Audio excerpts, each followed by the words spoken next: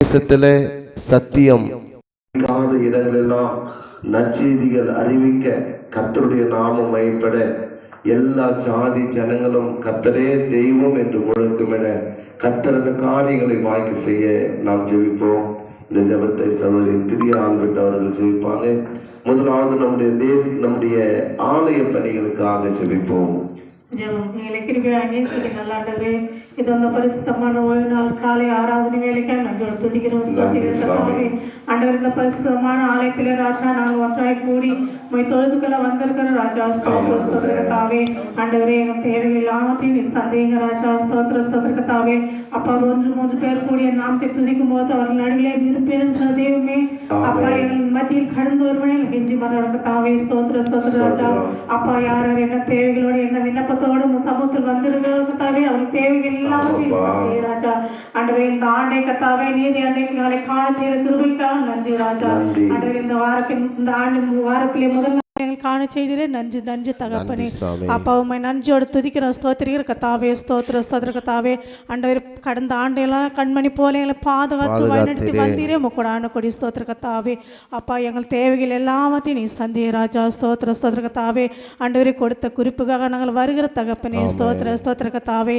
ஆண்டவரை, எங்கள் ஆலய கட்டுமான பணிக்காக நாங்கள் கெஞ்சி மன்றாடுகிற கத்தாவே. ஸ்தோத்திர கத்தாவே.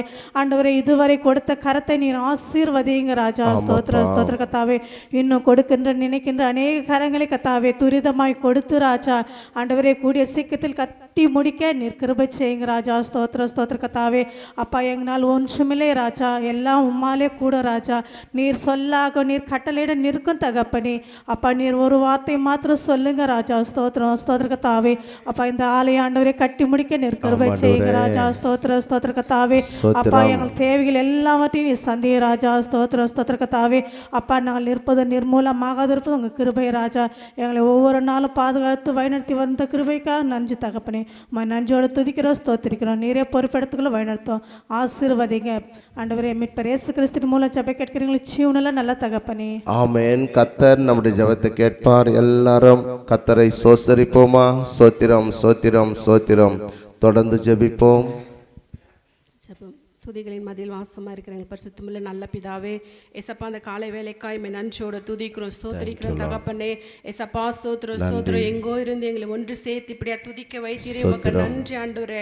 இந்த வருடத்தில் முதல் ஓய்வு நாளை காண செய்த மட்டில்லா கிருபைகளுக்காய் நன்றி நன்றி நன்றி தகப்பனே. கோடான கோடி நன்றி ராஜா. ஸ்தோத்திரம். கொடுத்த குறிப்புக்காக வருகிறே சப்பா. ஸ்தோத்திரம். எங்கள் இந்திய தேசத்திற்காக செபிக்கிற ஆண்டவரே. ஸ்தோத்திர கத்தாவே.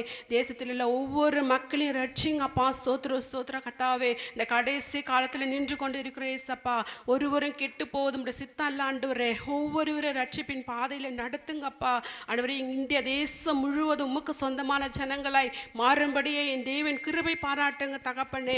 அப்பா, ஒவ்வொருவரையும் சந்திங்க ஆண்டவரே. ஸ்தோத்திரம். அப்பா, தேசத்தில் உள்ள ஒவ்வொரு தலைவர்களையும் சந்திங்க ஆண்டவரே. ஏசப்பா, நன்றியோட துதிக்கிறோம், ஸ்தோத்திரிக்கிறோம் தகப்பனே. ஒவ்வொருவரையும் ஏசப்பா ரட்சிப்பின் பாதையில நடத்துங்க ராஜா. ஸ்தோத்திர கத்தாவே. அப்பா, நன்றியோட துதிக்கிறோம், ஸ்தோத்திரிக்கிறோம் தகப்பனே. ஏசப்பா, தேசத்தில் இருக்கிற ஏசப்பா கொள்ளை நோய்கள், ஏசப்பா ஆபத்துகள், விபத்துகள் எல்லாத்திலும் ஏசப்பா மீட்டு ரட்சித்து கொள்ளுங்க ஆண்டவரே. ஸ்தோத்திரம். இன்னும் ஏசப்பா அறியாது இருக்கிற எல்லா ஜனங்கள் மத்தியிலும் ஏசப்பா உடைய வசனம் கடந்து செல்லும்படியா என் தேவன் கிருபை பாராட்டுங்க தகப்பனே.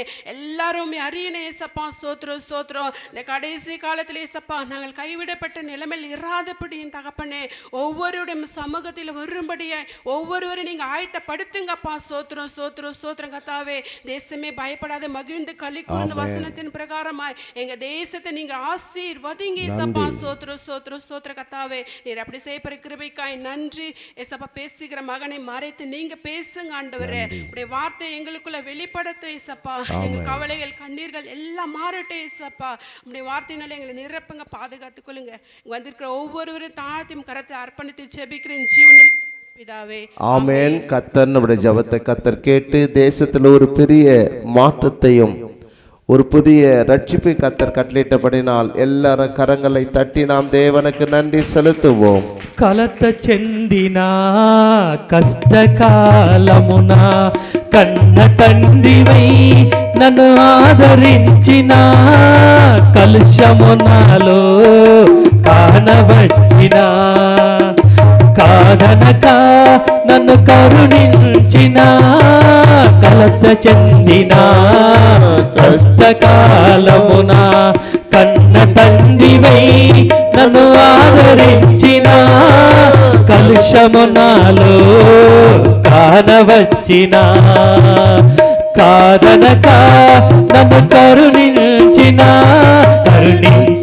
దేవా నీకే స్తోత్రము కాపాడిన దేవా నీకే స్తోత్రము కరుణించిన దేవా నీకే స్తోత్రము కాపాడిన దేవా నీకే స్తోత్రము గడచిన కాలము కృపలో మమ్ము కాచిన దేవా నీకే స్తోత్రము కాచిన దేవా నీకే స్తోత్రము. ஆமென். உட்காருவோம். இந்த நாளுக்குரிய வேத படத்தை நாம் வாசி கேட்போம். நெகேமியாவின் புஸ்தகம் 9ஆம் அதிகாரம் வசனம் 14 முதல் 21 முடிய. நெகேமியாவின் புஸ்தகம் 9ஆம் அதிகாரம் வசனம் 14 முதல் 21 முடிய சகோதரி ஜான்சி ஜாரெட் அவர்கள் வாசிப்பார்கள்.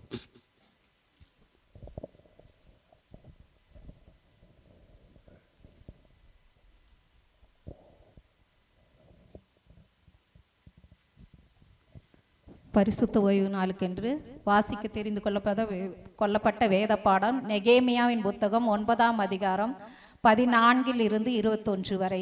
நெகேமியா 9:14 21 வரை.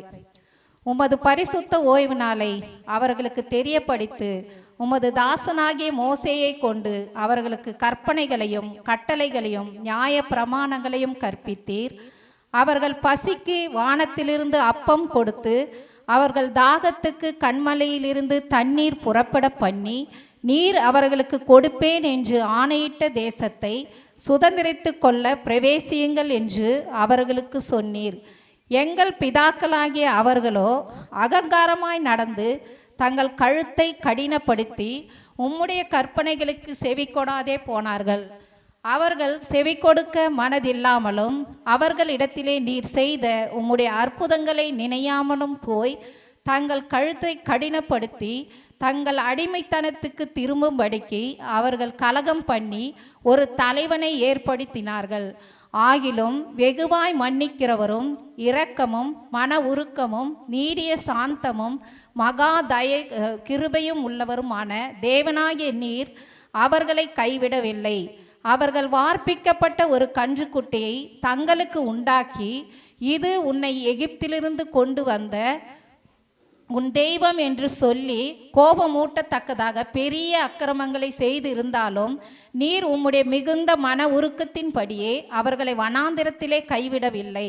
அவர்களை வழிநடத்த பகலிலே மேகஸ்தம்பமும் அவர்களுக்கு வெளிச்சத்தையும் அவர்கள் நடக்க வேண்டிய வழியையும் காட்ட இரவிலே அக்னி ஸ்தம்பமும் அவர்களை விட்டு விலகவில்லை. அவர்களுக்கு அறிவை உணர்த்த உம்முடைய நல் ஆவியை கட்டளையிட்டீர். அவர்கள் வாய்க்கு உம்முடைய மன்னாவை அருளி அவர்கள் தாகத்துக்கு தண்ணீரை கொடுத்தீர். இப்படி 40 வருஷமாக வனாந்தரத்தில் அவர்களுக்கு ஒன்றும் குறைவுபடாதபடிக்கு அவர்களை பராமரித்து வந்தீர். அவர்கள் வஸ்திரங்கள் பழமையாய் போகவும் இல்லை, அவர்கள் கால்கள் வீங்கவும் இல்லை. ஆமேன். ஹல்லேலூயா, ஹல்லேலூயா. ஆண்டவரும் உலக இரட்சகருமாய் இயேசு கிறிஸ்துவின் நாமத்தினாலே கூடி வந்திருக்கிற கர்த்தருடைய பிள்ளைகளை நான் வாழ்த்துகிறேன், பாராட்டுகிறேன். திருசபையின் மூத்த ஊழியர் அவர்களையும் திருசபையின் சபமணியம் அவர்களையும் செயலர் பொருளர் மற்றும் பொறுப்பாளர்கள் அத்தனை பேரையும் நான் வாழ்த்தி பாராட்டுகிறேன். கர்த்தர் இந்த நாளிலே ஒரு பெரிய கிருபை கொடுத்திருக்கிறார். இந்த வருஷத்தின் முதலாம் ஆராதனையில் கலந்து கொள்ள கர்த்தர் உதவி தந்திருக்கிறார். மிக சிறப்பாக இந்த நாள் நம் மத்தியில் சித்தூர் பகுதியிலிருந்து அருமையான செட்டியார் நம் மத்தியில் வந்திருப்பது ஒரு பெரிய மகிழ்ச்சி. அவரை குறித்து மீண்டும் அண்ணன் அவர்கள் பேசி அவர்கள் வாழ்த்துவார்கள். ஆகவே அவருக்கும் நான் நன்றி செலுத்துகிறேன். கூடி வந்த சகோதரிகள் மற்றும் தாய்மார்கள் யாவரையும் நான் வாழ்த்துகிறேன், பாராட்டுகிறேன். இந்த முதலாம் ஆராதனையில் ஆண்டவருடைய வார்த்தையை பகிர்ந்து கொள்ள வேண்டும் என்று அன்புடன் தம்பி ராபின் அவர்களை அழைக்கிறேன். பரிசுத்தாவியானவர் அவரை கொண்டு நம்மோடு பேசி நம்மை ஆசீர்வதிப்பாராக. ஆமென். சபையின் சார்பாக அன்புடன் வாழ்த்து வரவேற்கிறேன். பிதா குமாரன் பரிசுத்தாவிக்கு மகிமை உண்டாதாக. இந்த நாளிலும் கூட இந்த புதிய வருடத்தில் இது என்ன, இன்றைக்கு என்ன நாள்? அதான் என்ன ஓய்வு நாள்? பரிசுத்த ஓய்வு நாள், முதல் ஓய்வு நாள்.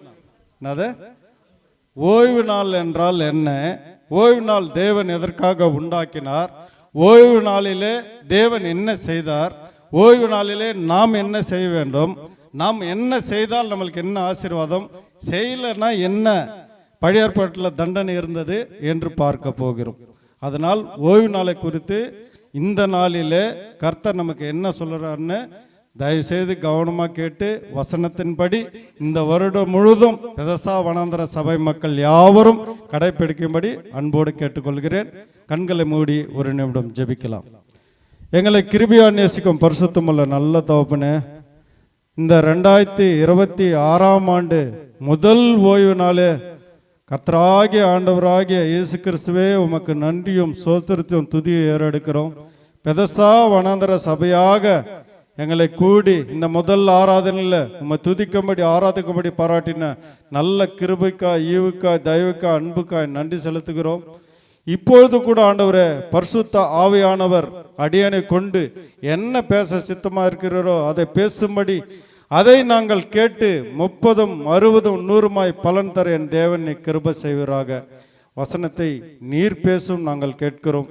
அடியனுடைய வாயின் வார்த்தைகளும் இங்கே இருக்கிற எல்லாருடைய இருதயத்தின் யோசனைகளும் உமது சமூகத்தில் பிரீதியாக இருப்பதாக.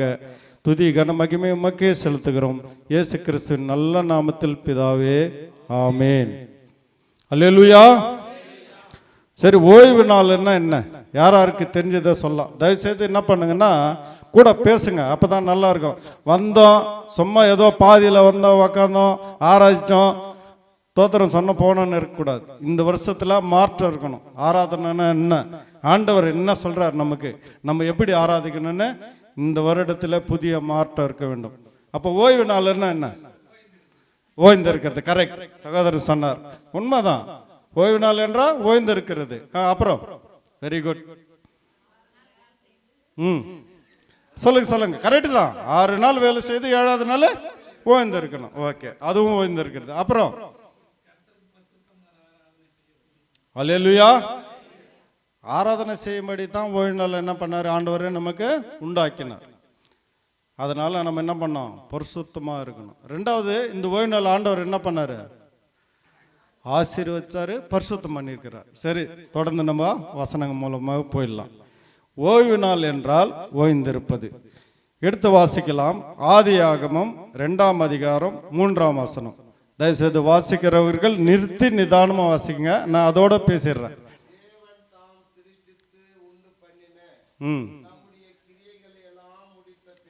எல்லா கிரியைகள் எல்லாம் முடித்த பின்பு அதிலே ஓய்ந்திருந்தபடியால் தேவன் 7 நாள் என்ன பண்ணாரு? ஆசீர்வதித்து அதை பரிசுத்தமாக்கினார். அல்லேலூயா. நல்ல கவனிங்க. ஆதியிலே தேவன் வானத்தையும் பூமியும் சிருஷ்டிக்கிறாரு. அதுக்கப்புறம் பகல், இரவு, சூரியன், நட்சத்திரம், எல்லா மிருகம் எல்லாத்தையும் படிச்சிட்டாரு. ஆதாமை படிச்சிட்டாரு. எல்லாத்தையும் ஒடிச்சிட்டு 7வது நாள் என்ன பண்ணாரு? ஓய்ந்திருந்தார். அப்பா எல்லாத்தையும் படிச்சிட்டோன்னப்பா அப்படின்னு சொல்லிட்டு ஒரு ரெஸ்ட்டு. இப்போ நம்ம ஒரு வீட்டை கட்டுறோம். ஃபுல்லாக வீடை கட்டுறதுக்கு ஒரு 2 வருஷம் ஆகுது.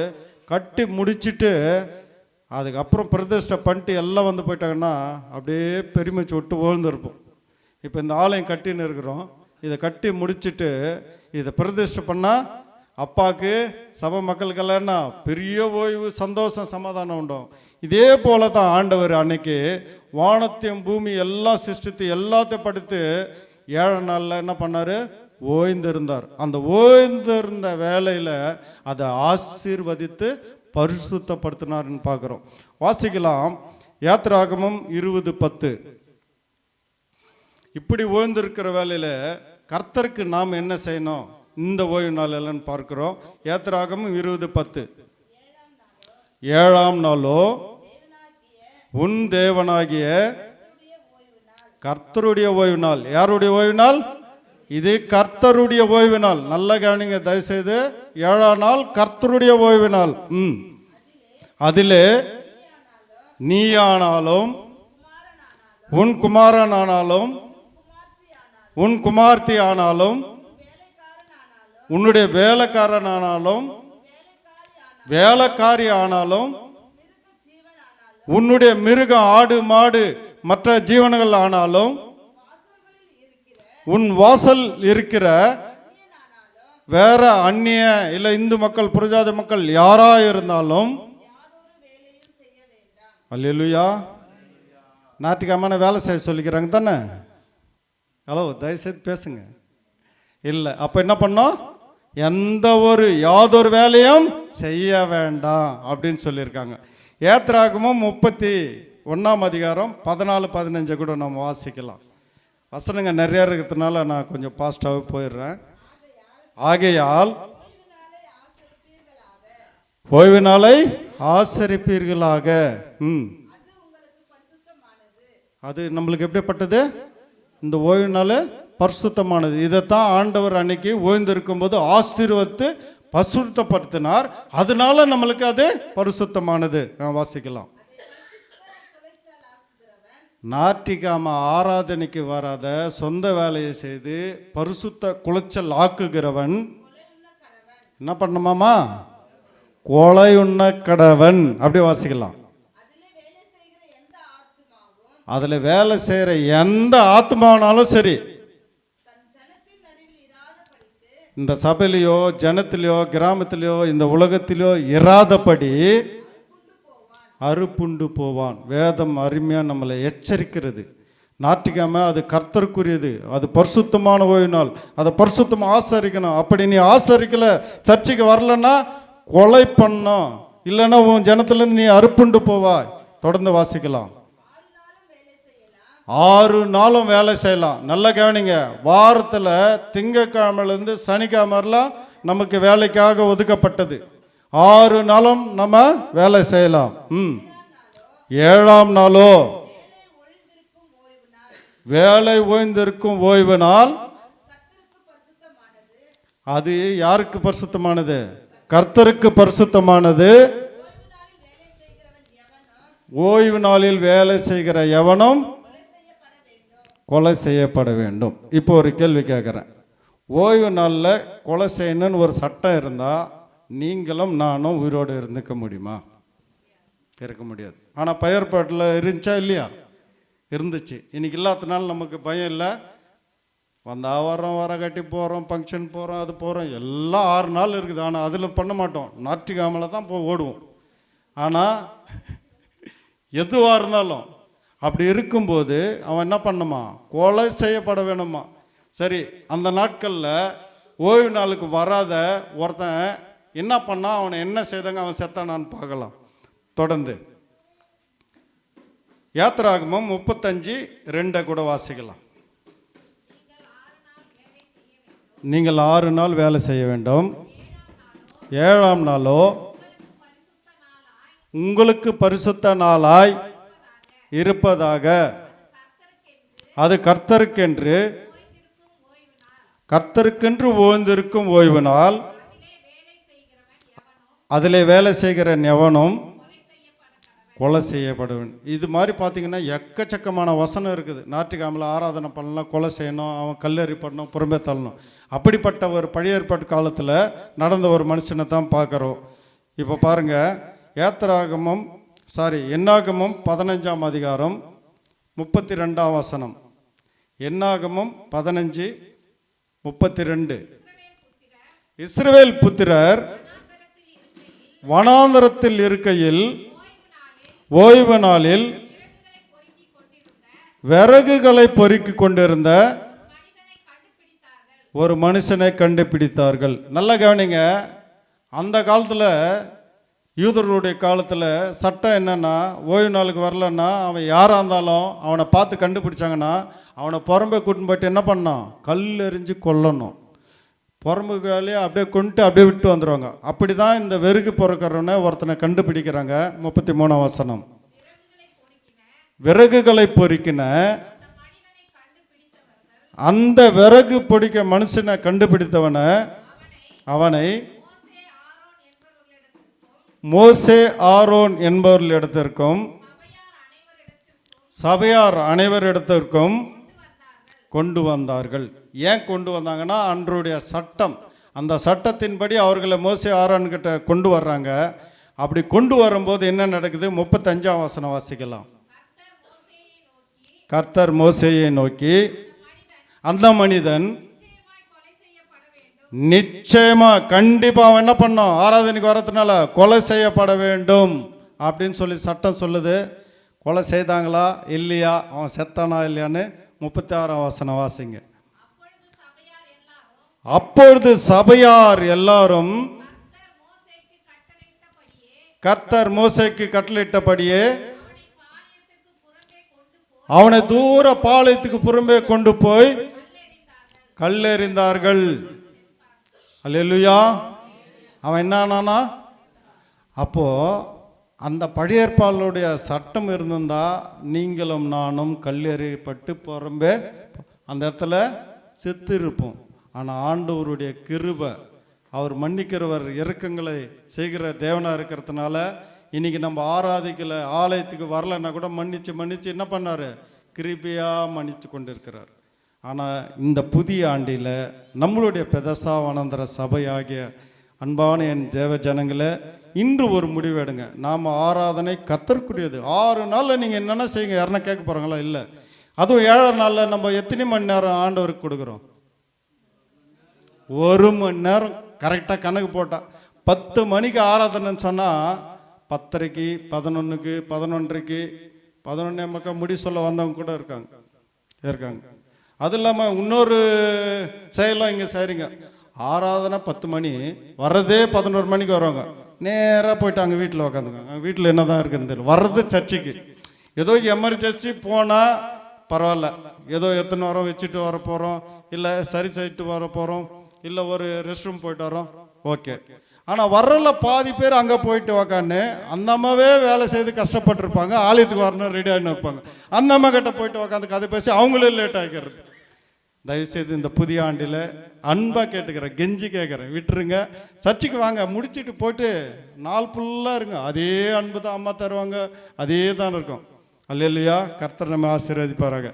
அடுத்தது, இப்படிப்பட்ட அந்த சட்டம் இருக்கிற வேலையில் இஸ்ரவேல் மக்கள், நாம் தான் இஸ்ரவேல் மக்கள், எகிப்தில் அடிமைப்பட்டிருந்தாங்க. எத்தனை வருஷம் அடிமைப்பட்டிருந்தாங்க? 400 வருடம். எவ்வளோ? 40 வருஷம் வனாந்தரத்தில் வழிநடத்தப்பட்டாங்க. அடிமையாக இருந்தது என்ன, அந்த வசனத்தை கூட வாசித்தலாம். ஆதியாகமம் 15ஆம் அதிகாரம் 13. உங்களுக்கு தெரிறதுக்காக அதை நான் வாசிக்க சொல்கிறேன். ஆதியாகமம் 15ஆம் அதிகாரம் 13ஆம் வசனம். ஆதியாகமம் 15:13.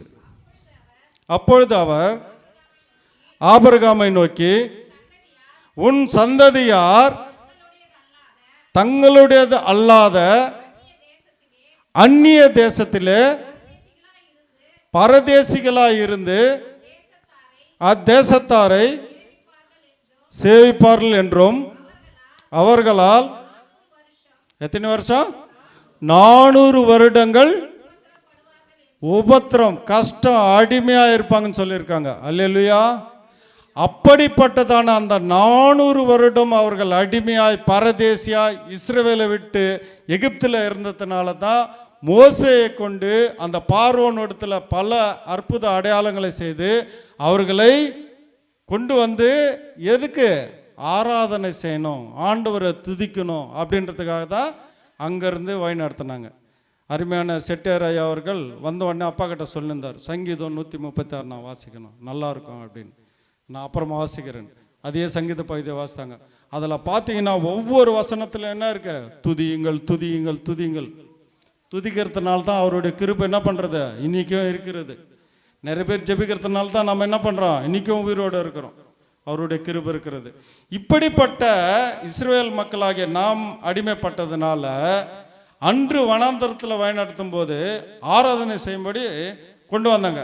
அப்படி கொண்டு வரும்போது வனாந்தரத்தில் ஜனங்க மோசையை பார்த்து என்ன பண்ணுறாங்க, முறுமுறுக்கிறாங்க. நல்லா அடிமையாக இருந்தவங்களை கூட்டு வந்து வரவையில் எல்லாம் கொடுத்தாக்கா நாங்கள் என்ன பண்ணியிருப்போம், அங்கே கரிஞ்சோறு துண்ணியும் அடிமையாக இருந்து கூட செத்துருப்போம் அவனை பார்த்து முறுமுறுக்கிறாங்க. ஆனால் ஆண்டவராகிய கர்த்தர் மோசேயினுடைய விண்ணப்பத்தை கேட்டு அந்த நாளில் அந்த ஓய்வு நாளுக்கு சேர்த்து மன்னா தர்றார். மன்னா யாருடைய சாப்பாடு, தேவ தூதர்களுடைய சாப்பாடாகிய மன்னாவை நம்மளுக்கு கொடுத்துருக்கிறார். அதை கூட நாம் பார்க்கலாம். யாத்திராகமம் 16:4-5 வாசிங்க.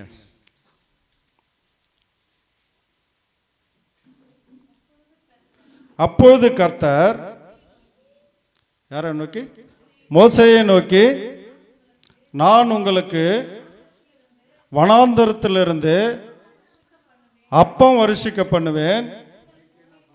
ஜனங்கள் போய் ஒவ்வொரு நாளுக்கும் வேண்டியதை ஒவ்வொரு நாளிலும் சேர்த்து கொள்ள வேண்டும்.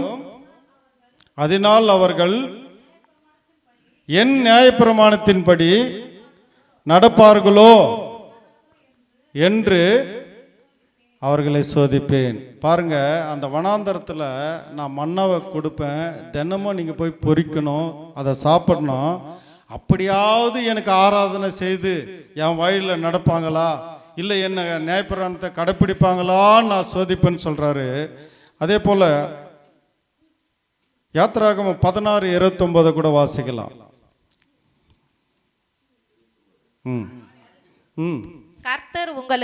கர்த்தர் உங்களுக்கு ஓய்வு நாளை அருளினபடியால் அவர் உங்களுக்கு ஆறாம் நாளில் 2 நாளுக்கு வேண்டிய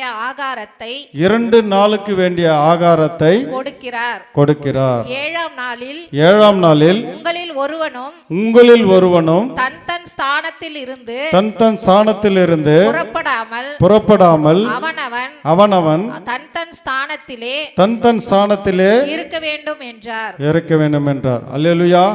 இங்க பாருங்க, மன்னா கொடுக்கப்படுது. மன்னா அனுதினமும் போயிட்டு அந்த காலையில பனியில தான் அந்த மன்னா வரும். அப்படி வரும்போது அன்றைக்குரியது எவ்வளவு வேணுமோ நீ எடுத்துக்கலாம், சாப்பிட்ற அளவு. ஆனா ஜனங்களுக்கு என்ன தெரியுமா, ஆத்திரம். நம்மளை போலவே ஆத்திரம். அதிகமா எடுத்தாங்க, அதிகமா சேர்த்தாங்க. ஆனா அதை மறுநாள் என்ன பண்ண முடியாது, சாப்பிட முடியாது. என்ன ஆச்சு, கெட்டு போச்சு, நாற்றம் எடுத்துச்சு. அப்போ ஒரு நாளுக்குரியது, இப்போ வீட்டில் 4 பேர்னா 4 பேருக்குரியதை நீ எடுத்தால் தான் அது நல்லா இருக்கும். அதிகமாக எடுத்தானே கெட்டு போய் நாரி போயிடும், அதை சாப்பிட முடியாது. ஆனால் 6 நாள் எடுத்தாங்க, 7வது ஓய்வு நாள். ஆனால் 7வது ஓய்வு நாளில் ஆண்டவர் கொடுக்கணும்ல. ஆனால் 7வது நாள் ஓய்வு நாளில் அதை கொடுக்கல. 6வது நாள் என்ன பண்ணுறாரு, சேர்த்து கொடுக்குறாரு. போய் நீங்கள் எடுத்துங்க, நாளைக்கும் சேர்த்து வச்சுங்கன்னு. அப்போ மற்ற நாளில் நீங்கள் எடுக்கும்போது அழுகி நாற்றம் எடுக்கிறது. ஆனால் 6ஆம் நாள் ஓய்வு நாள்னு சொல்லி அதை ஆசீர்வாதத்தினால 6வது நாள் எடுத்து வச்சு 7ஆவது நாள் எதுவுமே பிறக்காமல் அதை சாப்பிடும்போது அது ஆசீர்வாதம். எவ்வளோ ஒரு அற்புதம் பாருங்க. அப்போ ஓய்வு நாளை எந்த அளவுக்கு ஆசீர்வாதத்தை அவர் பரிசுத்தப்படுத்திருக்கிறார் பாருங்க. அப்படிப்பட்ட ஓய்வு நாளில் நம்ம எப்படி ஆராதிக்கணும், அந்த 1 மணி நேரம் கர்த்தருக்கு நம்ம எப்படி பரிசுத்தமாக இருக்கணும் பாருங்க. அதை தொடர்ந்து நம்ம பார்க்கலாம், நாம் எப்படி ஆராதிக்கணும்னு பார்க்கலாம். இப்படி வனாந்தரத்தில் வழிநடத்தி மன்னாவை கொடுத்துருந்தாலும் ஜனங்க முறுமுறுத்தாங்க, வணங்கா கழுத்துல ஜனங்களாக இருந்தாங்க, ஆண்டவரை வணங்கலை.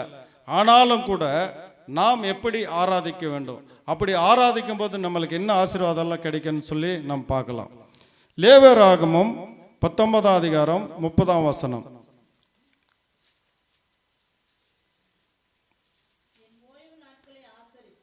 என் ஓய்வு நாட்களை ஆசரித்து என் பரிசுத்த ஸ்தலத்தை குறித்து, நல்ல கவனிங்க, இது பரிசுத்த ஸ்தலம்.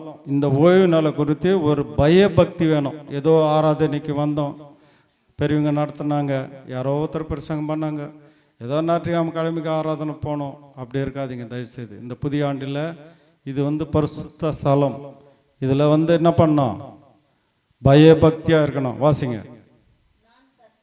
நான் கர்த்தர். கர்த்தர் சொல்கிறார் நான் கர்த்தர். அதனால் நீங்கள் என்ன பண்ணோம்? பயபக்தியாக இருக்கணும்னு சொல்கிறார். லேவியராகமம் 26:2 கூட வாசிங்க.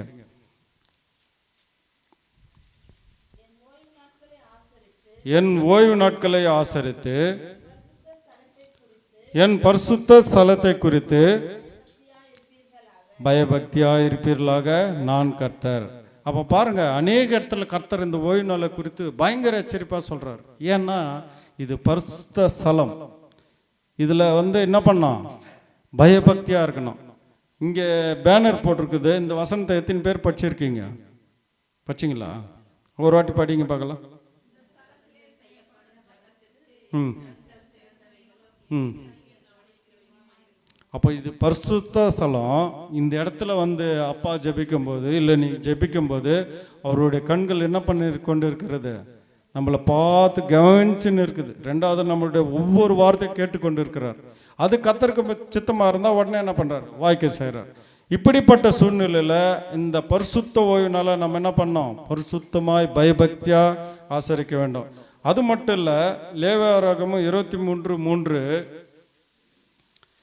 இது என்ன ஓய்வு நாள்? இதில் என்ன பண்ணோம்னா 23:3 லேவியராகமம். வாசிங்க. 6 நாளும் வேலை செய்ய வேண்டும். 7ஆம் நாள் போதுமா? 7ஆம் நாள் பரிசுத்த சபை கூடுதலான ஓய்வு நாள். அப்ப என்ன பண்ணோம்? சபை கூடணும். அதுதான் 7ஆம் நாள் என்ன பண்ணோம்? சபை கூடணும். அது மட்டும் இல்ல, இந்த நம்ம வனாந்தர சபை கூட அது வசனம் இருக்கிறது தெரியுங்களா? யாத்திராகமம் 7:1 வாசிங்க. யாத்திராகமம் 7:1. கர்த்தர் மோசேயை நோக்கி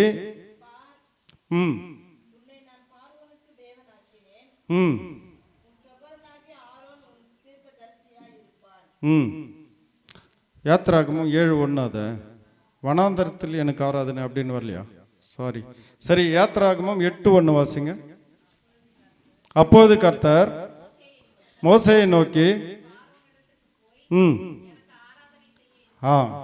எனக்கு ஆராதனை செய்ய என் ஜனங்களை அனுப்பிவிடு. அப்போ ஆண்டவர் சொல்றாரு, அவருக்கு ஆராதனை செய்யும்படி தான் இந்த ஓய்வுனால நம்மளுக்கு ஏற்படுத்தினாரு. அவருக்கு நாம் துதிக்கும்படித்தானே இந்த பரிசுத்தமான ஓய்வுனால பரிசுத்தப்படுத்தினாரு. அது மட்டும் இல்லை, நம்ம ஆராதிக்கும் போது ஆசீர்வதிக்கிறவராக இருக்கிறாரு, நம்மளை பரிசுத்தப்படுத்துவராக இருக்கிறாரு. அப்படி மட்டும் இல்லை, ரெண்டாவது பார்த்தீங்கன்னா யாத்திராகமம் 31:13 வாசிக்கலாம். யாத்திராகமம் 31:13. நீ இஸ்ரவேல் புத்திரரை நோக்கி நீங்கள் என் ஓய்வு நாட்களை ஆசரிக்க வேண்டும். நல்ல கவனிங்க. என் ஓய்வு நாட்களை ஆசரிக்க வேண்டும். உங்களை பரிசுத்தப்படுத்துகிற கர்த்தர் நான் என்பதை நீங்கள் அறியும்படி இது உங்கள் தலைமுறை தோறும் எனக்கும் உங்களுக்கும் அடையாளமாய் இருக்கும். பாருங்க, இந்த பரிசுத்த ஓய்வு நாள்ல ஆராதிக்கும் போது நம்மளுக்கும் ஆண்டவருக்கு இது ஒரு அடையாளம். இன்னைக்கு ஞாயிற்றுக்கிழமை போய் ஆராதிக்கிறதுனால தான் என்ன சொல்றாங்க? நம்மள கிறிஸ்தவர்கள்னு சொல்றாங்க. ஞாயிற்றுக்கிழமை அவங்க சர்ச்சுக்கு போவாங்கப்பா, அதுதான் அடையாளம். அதை தான் சொல்றாரு. அதே எசேக்கியேல் 20:20 கூட வாசிக்கலாம். எசேக்கியேல் 20:20 இதுலயும் நம்மளை அடையாளப்படுத்துறார் ஆண்டவர். ஞாயிற்றுக்கிழமை ஓய்வு நாளை பரிசுத்தமாக ஆசரிக்கும் போது அதை ஒரு அடையாளமாக வைத்திருக்கிறார். எசேக்கியேல் 20:20 என் ஓய்வு நாட்களை பரிசுத்தமாக்குங்கள், நான் உங்கள் தேவனாகிய கர்த்தர் என்று நீங்கள் அறியும்படிக்கு அவைகள் எனக்கும் உங்களுக்கும் அடையாளமாக இருக்கும் என்றார். அல்லேலூயா. அப்போ பெருசா வனாந்தர சபைக்கு ஒரு அடையாளம் இருக்கணும்னா இந்த வருடத்தில் தயவுசெய்து எனக்கு அன்பான தேவஜனமே என்னை கவனிங்க, எல்லாம் என்ன பாருங்க. இந்த வருஷத்தில் அடையாளம் என்னமானா பெதஸ்தா வனாந்தர சபை அவங்க கரெக்டாக போயிடுவாங்கப்பா சர்ச்சுக்கு, அவங்க கரெக்டாக ஆராதிப்பேன். ஆனால் நம்ம சபைக்கு ஒரு நல்ல பேர் இருக்கிறது. என்ன தெரியுமா? சகோதரிகளெல்லாம் ரொம்ப நல்லா பாடுறாங்க. லைவில் பார்த்து எத்தனையோ ரிப்போர்ட்டுங்க எனக்கு சொல்லியிருக்காங்க. நான் நிறையா சந்தோஷப்பா கிட்ட சொல்லியிருக்கேன். அதே மாதிரி சின்னப்பா நம்மளுக்கு நல்ல ஒரு பாடுகிற கத்தர் கொடுத்துருக்கிறார். சகோதரி நல்ல ஒரு முறை வர்ஷிப்பான்னு சொல்ல என்னை கேட்டாங்க. இது மாதிரி அந்த சபையில் சிஸ்டங்களே அவ்வளோ ஆமாம் நல்லா பண்ணுவாங்க. அதே மாதிரி எல்லா தகுதி உள்ள சகோதரிகளும் தாய்மாரெலாம் நம்ம சபையில் கத்தர் கொடுத்துருக்கிறார். ஆனால் நம்ம தான் என்ன பண்ணுறதில்ல, பயன்படுத்துறதில்ல, ஆராதிக்கிறதில்ல. அதனால் இந்த புதிய வருடத்தில் எல்லாம் மாறணும். பெதசா வனந்தர் சபைன்னா அப்படியே சம நெருப்பாக அனலாக இருக்கணும். கர்த்தர் மாற்றுவார் நிச்சயமாக. அதுக்கு என்ன செய்யணும், நீங்கள் முயற்சி செய்யணும். ஆராதனை கரெக்டாக வரணும். ஆண்டவர் அனலாக்குவார். ஓகேவா? சரி, தொடர்ந்து பார்க்கலாம். லேவியராகமம் 16:30. இப்படி நம்ம ஆராதிக்கும் போது என்ன நம்மளுக்கு நன்மை கிடைக்கிறது, என்ன செய்யப்படுகிறது பார்க்கலாம். லேவியராகமம் 16:30. கர்த்தருடைய சந்நிதியில் பாவமெல்லாம் நீங்கி நம்மளுடைய பாவம் எல்லாம் நீங்கி சுத்திகரிக்கப்படும்படி அந்நாளில் உங்களை சுதந்தரிக்கும் பொருட்டு உங்களுக்காக பாவ நிவர்த்தி செய்யப்படும். அல்லேலூயா. ஞாயிற்றுக்கிழமையில ஆராதிச்சா துதிச்சா நம்மளுக்கு பாவ நிவர்த்தி செய்யுமா. அதனால தான் நம்ம என்ன பண்றோம், வாரம் பாவ அறிக்கை செய்கிறோம். செய்த தப்பெல்லாம் மன்னிக்க முடியும். அப்போ அது என்ன பண்ணுது, பாவம் நிவர்த்தி செய்ய மாட்டுது.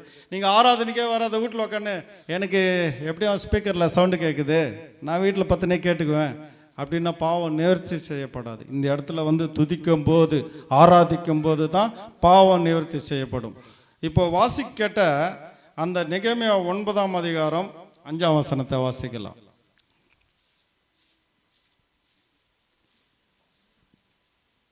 நெகேமியா 9:5. பின்பு லேவியரான யெசுவா, லேவியர் 5ஆம் வசனம், நெகேமியா 9:5 வாசிங்க. பின்பு லேவியரான யெசுவா, கத்மியேல், பானி, ஆசாப் நேயா, செரேபியா, ஒததியா, செபனியா, பெத்தகியா என்பவர்கள் ஜனங்களை பார்த்து, நீங்கள் எழுந்திருந்து அனாதியா என்றென்றைக்கும் இருக்கிற உங்கள் தேவனாகிய கர்த்தரை ஸ்தோத்திரியுங்கள் என்று சொல்லி கர்த்தரை நோக்கி எந்த ஸ்துதி ஸ்தோத்திரத்துக்கும் மேலான அந்த ஆராதனைக்கு மேலான அவருடைய மகிமையுள்ள நாமத்திற்கு ஸ்தோத்திரம் உண்டாவதாக என்று சொல்லி துதிக்க சொல்றார் இயேசுவா. 6ஆம் வசனத்தை கூட நாம் வாசிப்போம். நீர் ஒருவரே கர்த்தர் ஒருவர் மாத்திரம்தான் கர்த்தர். இந்த உலகத்தில் அநேக தேவர்கள் உண்டு என்று வேதத்தில் சொல்லப்படுகிறது. தேவாதி தேவர்கள், முக்கோடி தேவர்கள்.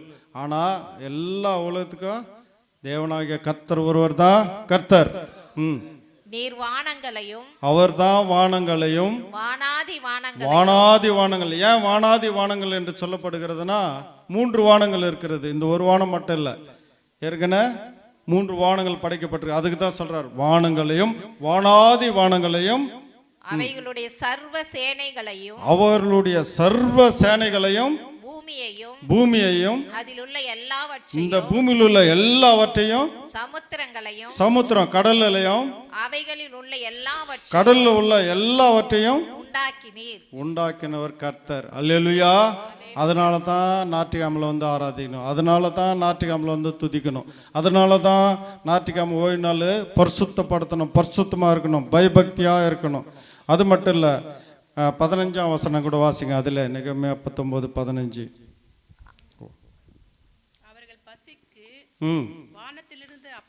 பாருங்க, நம்மளுடைய பசிக்கு வானத்திலிருந்து அப்பங்களை கொடுத்தாரு. தாகத்துக்கு கண்மலையிலிருந்து எல்லாமே வனாந்தரத்தில் ஒண்ணுமே இருக்காது, மணல் தான் இருக்கும். அங்க மண்ணாவை தர்றாரு. கண்மலை பாறையில் தண்ணி கிடைக்குமா? இல்லை, அந்த கண்மலையிலேருந்து நம்மளுக்கு குடிக்கிறதுக்கு தண்ணீர் தர்றாரு.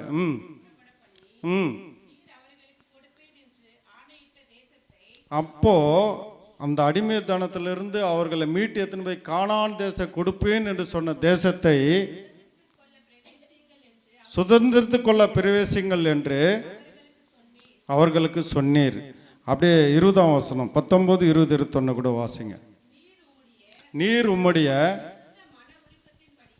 மன உருக்கத்தின்படியே அவர்களை வனாந்தரத்தில் கைவிடல. அப்போ நம்மளுக்கு எவ்வளோ கஷ்டம் வருது, வனாந்தரம் மாதிரி பிரச்சனை வருது, வனாந்தரத்தில் தண்ணி இல்லாத பிரச்சனை, சாப்பாடு இல்லாத பிரச்சனை, அது போல் நம்மளுக்கு தேவை வருது.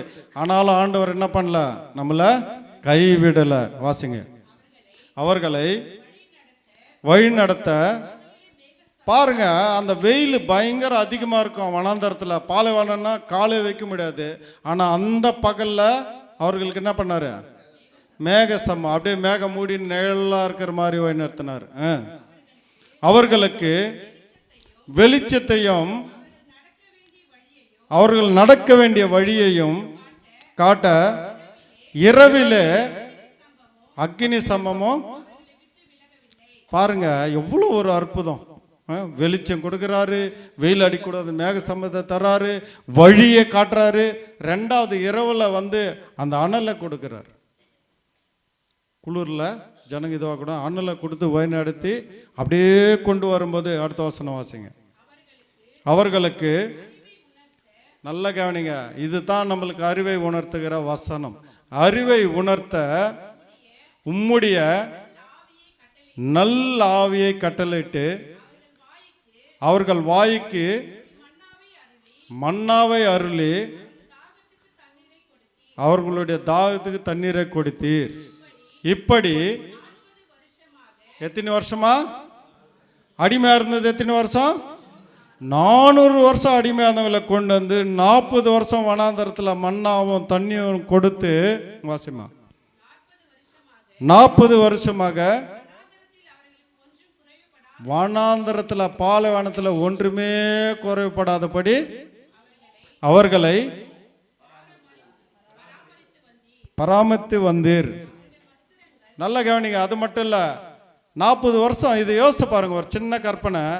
இப்போ நம்ம இவானாவும் சின்ன இருக்காங்க, இப்போ குழந்தை, அவங்களுக்கு 1 வயசுன்னு வச்சுக்கோ. 40 வருஷம் வனாந்தரத்தில் அப்பா அம்மா கூட போராடுறாங்க.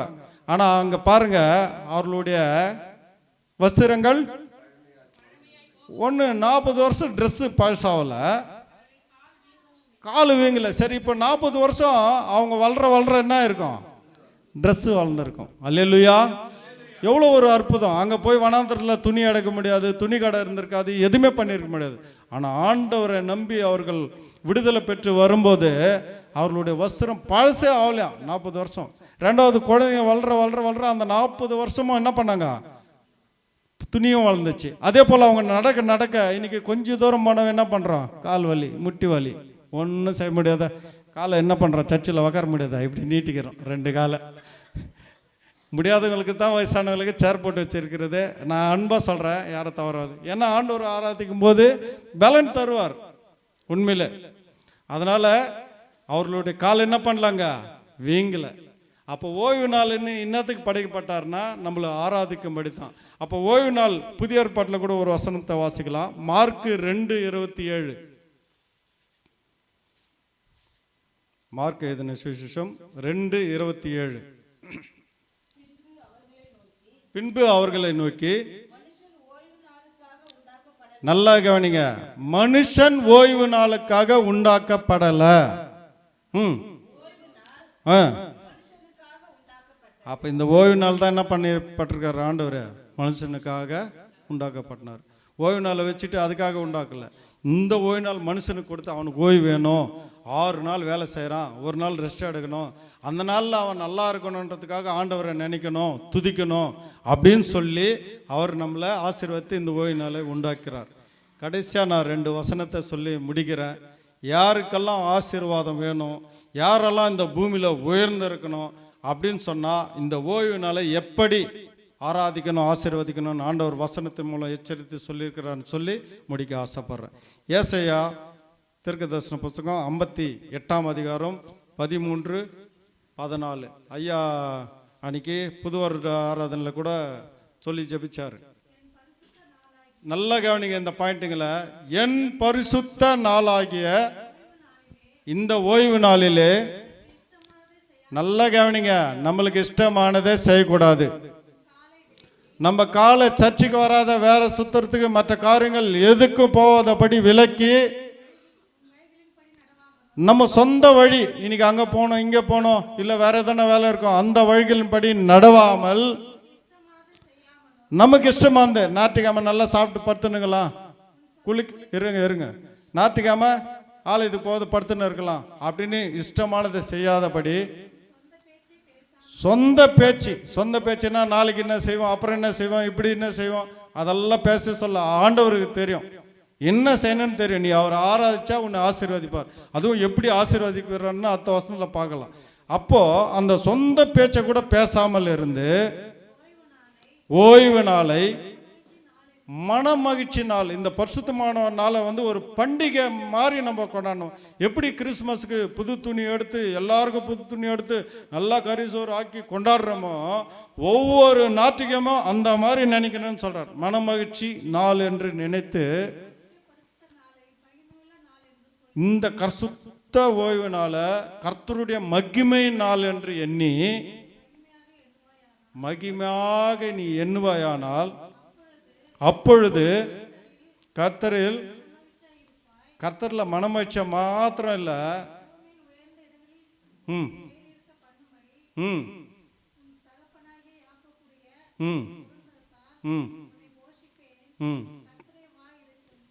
யாருடைய வாய் சொல்லிச்சா? இந்த பூமியில் நீ உயர்ந்திருக்கணும்னா அவருடைய பரிசுத்த ஓய்வு நாளில் சொந்த பேச்சு சொந்த வேலை எல்லாத்தையும் விலைக்கு வண்டு ஆராதனை செய்யும்போது பூமியில் ஒன்று உயர்ந்திருக்கிற பண்ணுறார். இதை பிரசங்காரோ இல்லை பைபிள் எதனா தீர்க்கதரிசிகளோ இல்லை வேத அரசிகளோ சொல்ல, கர்த்தருடைய வாய் இதை சொல்லிட்டு.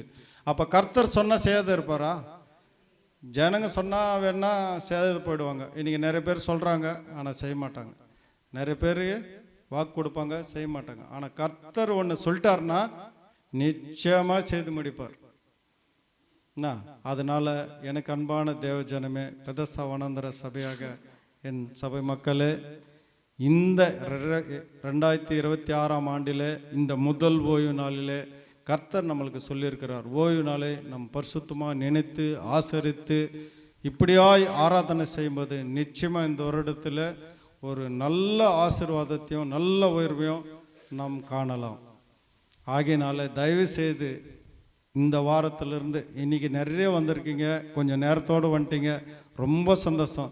இதே மாதிரி இப்போ 10 மணிக்கு ஆராதனைன்னா அட்லீஸ்ட் ஒரு 9:55 உள்ளே உட்காந்துருங்க. அப்போ தான் ஆண்டவர் ரொம்ப மகிழ்ச்சி அடைவார். ஏன்னா இது பரிசுத்த ஸ்தலம். அப்போ பரிசுத்தப்படுத்தணும், பயபக்தியாக இருக்கணும். பயபக்தின்னா அப்போ என்ன பண்ணணும்? கரெக்டாக வந்துடணும். அதனால் தயவு செய்து இன்றையிலிருந்து ஒரு முடிவு எடுத்து அந்த ஆராதனையை கரெக்டாக துதித்து ஆராதிக்கும் போது நிச்சயமாக கர்த்தர் நம்மை ஆசீர்வதிப்பார். இப்படி செய்ய தம்முடைய வசங்களை கர்த்தர் தாமே ஆசீர்வதிப்பாராக. ஆமென். ஹல்லேலூயா. நல்ல அருமையான வார்த்தைகளை கேட்டோம். Praise the Lord. நம்ம வாழ்க்கையில் ஒரு தீர்மானம் எடுக்கிறது இல்லை, கேட்கறது மட்டும் ரொம்ப நல்லா கேட்போம், கேட்கறது மட்டும் அருமையாக கேட்டுடுவோம். ஆனால் ஒரு தீர்மானத்துக்குள்ளே நம்ம ஒன்றி வர்றதில்லை. என்னன்னா ஓய்வு நாளை வெளிப்படுத்தி நம்ம 1:3 சொல்லுது, தீர்க்க தரிசன வசனங்களை வாசிக்கிறவனும் கேட்கிறவனும் அதில் எய்திருக்கிறபடி கை கொள்ளுகிறவனும் பாக்கியவான். அப்போ தீர்மானம் எடுக்கணும்னா ஆண்டவருடைய வார்த்தையை கேட்கறது மாத்திரமல்ல, அதில் இருக்கிறத நம்ம தீர்மானம் எடுத்து அது செயல்முறை கொண்டு வரணும். அதுதான் நம்முடைய வாழ்க்கையில் ரொம்ப கடினமாக இருக்குது. அப்படி கடினமாக இருக்கிறது தான் வணங்கா கைத்துள்ள ஜனங்க அப்படின்னு அடித்து நம்மளை சொல்கிறார். ஆகவே ஒரு தீர்மானத்துக்குள் வருவோம். ஓய்வு நாளை பரிசுத்தமாய் ஆசரிக்க நம்மை நாமே அர்ப்பணிப்போம். கர்த்தர் நம்மை ஆசீர்வதிப்பார். இப்பொழுதும் நாம் யாவரும் சேர்ந்து கிறிஸ்துவ கீர்த்தனையில் 303வது கீர்த்தனை எந்நாளும் மேத்துதிப்பா என்ற பாடலை பாடுவோம். கர்த்தருடைய வார்த்தை கொடுத்த அன்பு தம்பிக்கு திருசபையின் சார்பாக நன்றி தெரிவித்துக் கொள்கிறோம். நாம் அப்பொழுது நம்மையும் நாம் கொண்டு வந்த காணிக்கும் நாம் கொடுப்போம். என்னாலும் மேத்துதிப்பாய் இன்னாத்துமாவே நீ என்னாலும் மேத்துதிப்பாய் என் என்னாலுமே துதிப்பாய். என் ஆத்துமாவே நீ என்னாலுமே துதிப்பாய். இந்நாள் வரையினில் உன்னதனா செய்த என்னால் வரையிலே உன்னதனா செய்த எண்ணில்லா நன்மைகள் யாவோ மறவாது என்னாலுமே துதிப்பாய். என் ஆத்துமாவே நீ என்னாலுமே துதிப்பாய்.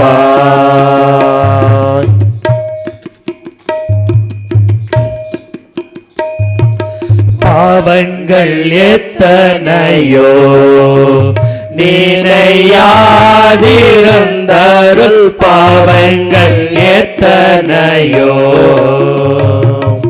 பாழான நோயை அகற்றி குணமாக்கி பாழான நோயை அகற்றி குணமாக்கி பாரேனில் வைத்த மகாதயவை எண்ணி என்னாலுமே துதிப்பாய். என் ஆத்துமாவே நீ என்னாலுமே துதிப்பாய்.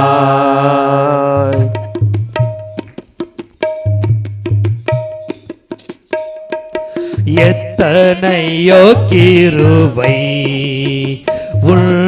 உயிர்க்கு செய்தாரே எத்தனையோ கிருபை.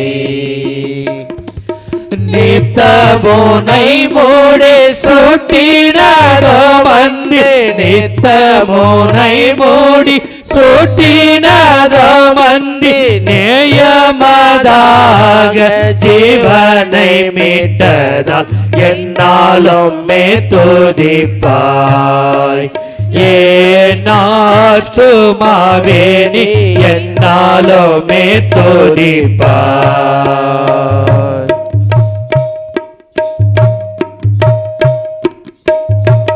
தந்தை தன் பிள்ளைகட்டு தயவோடிறங்காதோ தந்தை தன் பிள்ளைகட்டு எந்த வேலையும் அவரோடு தங்கினால் எந்த வேலையும் அவரோடு தங்கினால் சொந்தம் பாராட்டிய தூக்கி சுமப்பாரே என்னாலுமே துதிப்பாய். என் ஆத்துமாவே நீ என்னாலுமே துதிப்பாய். என்னாலுமே துதிப்பாய். என் ஆத்துமாவே நீ என்னாலுமே துதிப்பாய். அன்புக்குரியவர்களே, நம்முடைய திருச்சபையினுடைய அறிவிப்புகளை அண்ணன் அவர்கள் வாசித்து ஜெபித்து ஆசீர்வாதத்தோடு இந்த ஆராதனை நாம் நிறைவு செய்வோம். கர்த்தருக்கு அன்பானவர்களே, நம்முடைய திருச்சபையின் விளம்பரங்களை நாம் கேட்போம். கர்த்தருக்கு அன்பானவர்களே,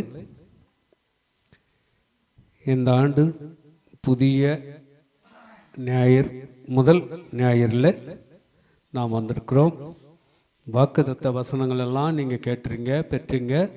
தேவ வார்த்தை ஓய்வு நாளுக்கு எப்படி வரணும், எப்படி இருக்கணுன்றதெல்லாம் வாக்குத்தத்தமாக முதல் வாரத்தில் நீங்கள் பெற்றுக்கொண்டீங்க. ஆனால் அதில் படி செயல்படுவீங்களோ செயல்பட மாட்டீங்களோ அது எங்களுக்கு தெரியாது, ஆண்டவருக்கு தான் தெரியும். செய்யணுன்றது தான் நாங்கள் சொல்லுவோம். ஆனால் இல்லேக்க ஒண்டி தான் அதில் கடைப்பிடிக்குது. அந்த ஓய்வுனால பறந்து கட்டின கெத்த பறக்குது பாரு, அந்த மாதிரி பறந்து வருது. கர்த்தர் இன்னும் பலனையும் சுகத்தையும் ஆரோக்கியத்தையும் கொடுப்பாராக. கர்த்தருக்கு அன்பானவர்களே, முதலாக நம் மத்தியில் வந்திருக்கிற அவர் செட்டியார் நம்மளுக்கு ரட்சிப்பட்டு தேவனை இயேசு கிறிஸ்துவை ஏற்று அவர் எப்படிக்கிறார் பார்த்தியா? செட்டியார் மாதிரி செட்டியாருங்க இப்படி தான் இருக்கிறது. ஆனால் இவர் கோட்டீஸ்வர். ஆண்டவர் அவர் அந்த அளவுக்கு உயர்த்திருக்கிறார். அவ்வளவு இருந்து கூட அவர் நடக்கிற ஒரு தாழ்மை இருக்கிறது, அவர் நடக்கிற ஒரு இது இருக்கிறது, பொறுமை இருக்கிறது, அன்பு இருக்கிறது, அரவணை இருக்கிறது. அதனால தான் ஆண்டவர் அவர்களை உயர்த்தி 2 பொண்ணுங்களும் கல்யாணம் ஆயிடுச்சு. ஒரு மருமகன் டிஎஸ்பி மதனப்பள்ளி பெங்களூர். இப்படி அவங்கெல்லாம் உயர்ந்திருக்கிறாங்க. நல்ல வீடு வாசல் ஆண்டவர் அவர்களுக்கு கொடுத்துருக்கிறார்.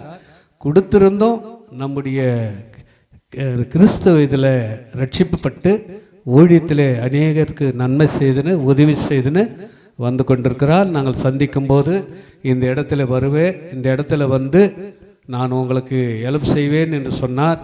இங்கே வந்திருக்கிறார். அவர் சொன்ன ஒரு வார்த்தை நாங்கள் கேட்கும்போது பர்னிச்சர் எல்லாம் நாங்கள் வச்சுட்டுக்கிறோம், எங்களுக்கு ஏதாவது ஹெல்ப் பண்ண செய்யணும்னா மேஸ்திரி அதான் கார்பெண்டர் கூலியெல்லாம் நான் கொடுத்துட்றேன், கார்பெண்டரை அனுப்புகிறேன், நீங்கள் அதை செய்துக்குங்கன்னு வாக்கு சொல்லியிருக்கிறார்.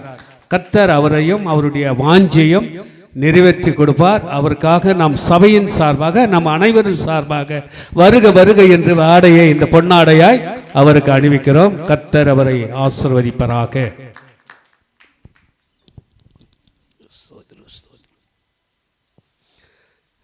அவருக்கு கடைங்க நிறையா இருக்கிறது. அந்த கடையாண்டுக்கு போயிட்டா போதும், முதல்ல தொண்டரத்துக்கு கொடுத்துருவார், முறுக்கு கொடுத்துருவார், காபி கொடுத்துருவார். இப்போ கூட வா நீ ஊழியத்துக்கு அங்கே வர இல்லை, டெய்லி வந்து பால் வாங்கினாந்து போட்டு கொடு, தயிர் வாங்கினாந்து போட்டு கொடு, நான் பின்ன கொடுக்குறேன் வான்றாரு. அவர் சொல்கிற வார்த்தையை பார்க்கும்போது நம்ம அவர் கொடுக்குறாருன்னு சொல்லிட்டு எந்த நேரம் போய் என்ன பண்ணக்கூடாது, தொல்லை பண்ணக்கூடாது. அதுதான் சொன்னேன், ஐயா ஊழியத்துக்கு மாத்திரம்தான் நாங்கள் வருவோம், மற்ற எங்கள் காரியத்துக்கெல்லாம் நான் வரமாட்டேன் அப்படின்னு சொல்லுவேன்.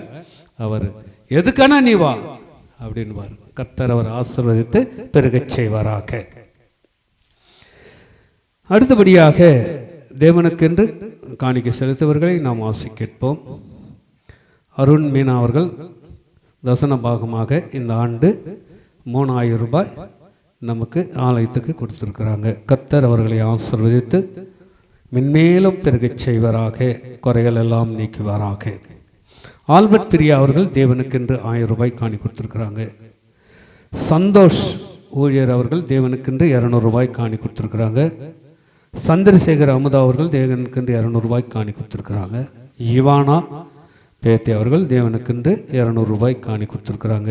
கர்த்தத்தாமே அவர்களுக்கு கையின் பிராசையும் அவருடைய நோக்கங்களையும் அவருடைய எண்ணங்களையும் ஆசீர்வதித்து காப்பாராக.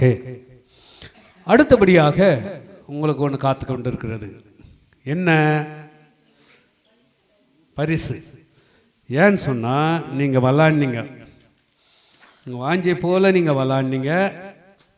அதனால் உங்கள் விளையாட்டு பிரகாரம் நாங்கள் தவளாவில் சோப்பு கொடுக்கக்கூடாதுன்னு நினச்சிட்டோம். அந்த சோப்பை கொடுத்துட்டு என்ன பண்ணிங்க, எங்கள் சின்னோட சோப்பும் கொடுத்துட்டாக்கா விளையாடினுக்கிற தோசை இட்லி சுட்டினா அந்த மாதிரியெல்லாம் இருக்கக்கூடாதுன்னு சொல்லிட்டு ஒரு குடும்பஸ்தமாக இந்த ஆண்டு உங்கள் குடும்பக்கா ஒரு பொருள் கொடுக்குறோம். அடுத்த ஆண்டு ஆண்டவர் எப்படி செயல்படுகிறாரோ, எப்படி விளையாடுகிறார்களோ அதன்படி உங்களுக்கு நாங்கள் பிரைஸ் கொடுப்போம். அதை நீங்கள் பெற்றுக்கொள்ளும்படி உங்களை அன்பாய் கேட்டுக்கொள்கிறேன். இப்போ உங்கள் குடும்பத்தங்களை நான் கூப்பிட்றோம். உங்கள் பிரைஸுங்களை நீங்கள் வந்து வாங்கிக்கணும். நீங்கள் வந்து நல்லா விளாண்டிங்க, இடம் இல்லை, சின்னதாக ஒரு இடம் தான், அந்த இடத்துல கூட உங்கள் வாஞ்சியாக நாங்கள் எப்படியாவது விளையாடி நாங்கள் இதை பெற்றுக்கொள்ளணும் அப்படின்னு சொல்லி வந்தீங்க. ஆண்டவர் உங்களுக்கு இதை கொடுக்கிறதை நீங்கள் பெற்றுக்கொள்ளும்படி உங்களை அன்பை கேட்டுக்கொள்கிறேன். முதலாக ஜானி அவர்கள் வந்து அவருடைய பிரைஸை பெற்றுக்கொள்ளும்படி கைகளை சௌமனியாகர் கொடுக்கட்டும், கைகளை தட்டி வாங்கி கொள்ளுங்க.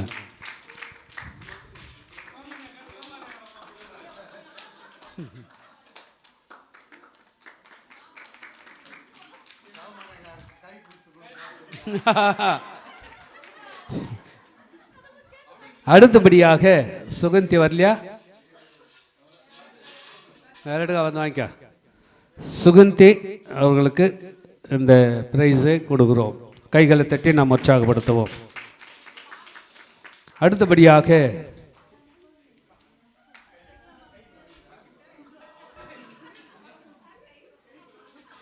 ரேச்சல் அவர்களை கொண்டு பெற்றுக்கொள்ளும்படி நாங்கள் அழைக்கிறோம்.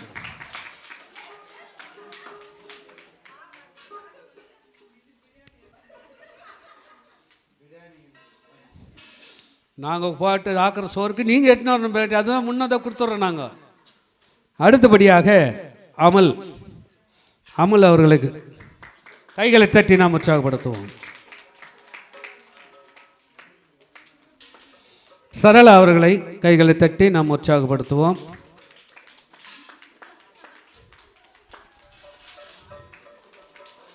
தமிழ் அரசை கைகளை தட்டி நாம் அவர்களை உற்சாகப்படுத்துவோம். தலைவர் மனைவி கைகளை உற்சாக தட்டுங்க ஜோரா.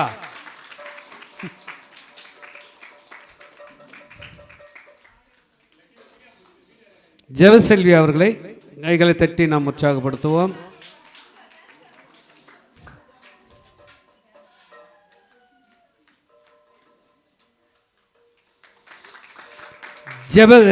மீனா அவர்களை கைகளை தட்டி நாம் உற்சாகப்படுத்துவோம். ஜாயிண்ட் போட்டாங்க, விளையாடினாங்க, இங்கே வந்து கேம் விளையாடினாங்க, எல்லாரும் செய்தாங்க. கடைசியாக வரோம். எங்கள் பிரியா ஆசைப்பட்டு ஜனவரியில் தான் வைக்கணுமாம்மா, நீ கேமெல்லாம் பேச்சுறாதுன்னு சொல்லிட்டு வர முடியாத போயிடுச்சு. அந்த வேதனை தாங்க முடியாத நாங்கள் அதையும் விட முடியாமல் பிரியாவை கூட வருக வருக என்று வரவேற்று இந்த பிரைஸை அவர்களுக்கு கொடுக்குறோம். அடுத்தபடியாக அந்த பகுட்டி அந்த இதான் அந்த பாவம் என்ன அது பேர் ஷனா, எந்த ஜெயபிரியா அதெல்லாம் கம்னர் நீ விளையாடுங்க, அன்றைக்கி விளையாடினாங்க இல்லையா, ப்ரைஸ் கொடுக்குறோம், அவங்களுக்கு கூட கொடுக்கலாம். ஷனா அவர்களை கூட அப்பா அப்பா அப்பா அக்கா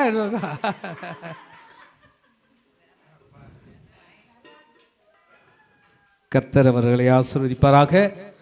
எனக்கு அன்றைக்கி வந்து விளாடின குடும்பங்க அன்றைக்கி வந்து ஜனவரி அன்றைக்கி நாங்கள் எப்படியாவது விளாட்னோம், எங்களுக்கு நீங்கள் ப்ரைஸ் கொடுத்தாலும் சரி கொடுக்காவிட்டாலும் சரி அப்படின்ட்டு விளையாடி மகிழ்ச்சியாக இருந்தீங்க. அதனால் உங்களுக்கு இந்த ப்ரைஸை நாங்கள் கொடுக்குறோம். கர்த்தர் உங்களை ஆசீர்வதிப்பாராக. இப்பொழுது இதில் ஆறுதல் ப்ரைஸாக நான் கொடுக்குறோம். அந்த சூடுக்கு ஈரெல்லாம் கூட ஓடி போயிடுச்சு. அதனால இப்போ ஷகிலா அவர்களுக்கு அதெல்லாம் செல்லாது, நான் கொடுக்கறத தான் வாங்கிக்கணும், வந்து வாங்கிக்கணும். வாங்க வாங்க, அதெல்லாம் ஒன்றும் பரவாயில்லவா, வந்து வாங்க. அது சோறு போட்டு போவா. நீங்கள் 2 பேர் வாங்க, மருமக்கா பிரியா அவங்க 2 பேர் வாங்க.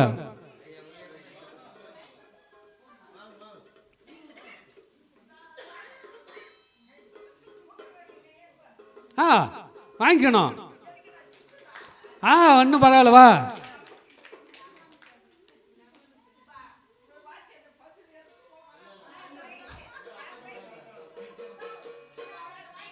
அதை எடுத்துன்னு போ எடுத்துன்னு போட்டு அனுப்பு சார் அவங்களுக்கு. அதுக்கு தான் அது கொடுத்துக்கிறது, எலுமிச்சிங்க அதுக்கு தான் அது கொடுக்குறது.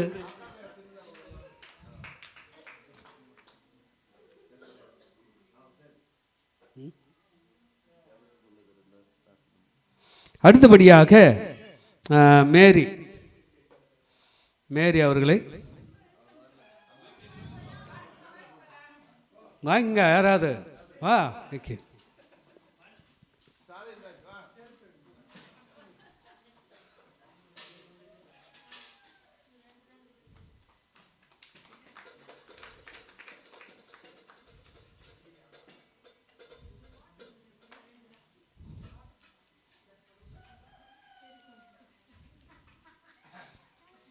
இந்த 2க்கு அது யாருக்கு கொடுக்கலான்னு நீங்கள் சாமானியாக சொன்னால் அவங்களுக்கு கொடுத்துட்றோம்.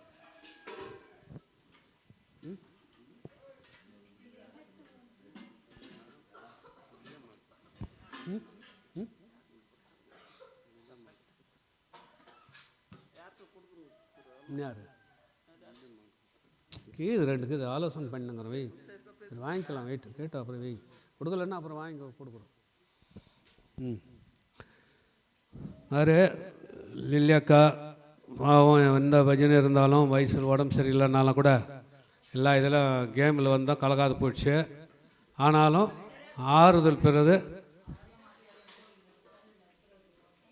நீங்கள் நல்லா ஓடாந்தாங்களே கோயிலில் சொல்லியா, ஆயில் சொன்னேன் இல்லையா, எல்லாம் வர்றவங்க வரணுன்னு சர்ச்சில் சொல்லிட்டோம், அவ்வளோவே. அவங்க வந்தாங்க, நாங்கள் விட்டோம். அதனால் லில்லியக்கா அவர்களை கூட இந்த வேறத்தில் அவருக்கு ஆறுதலாக ஒரு பிரைஸை நாங்கள் கொடுக்குறோம்.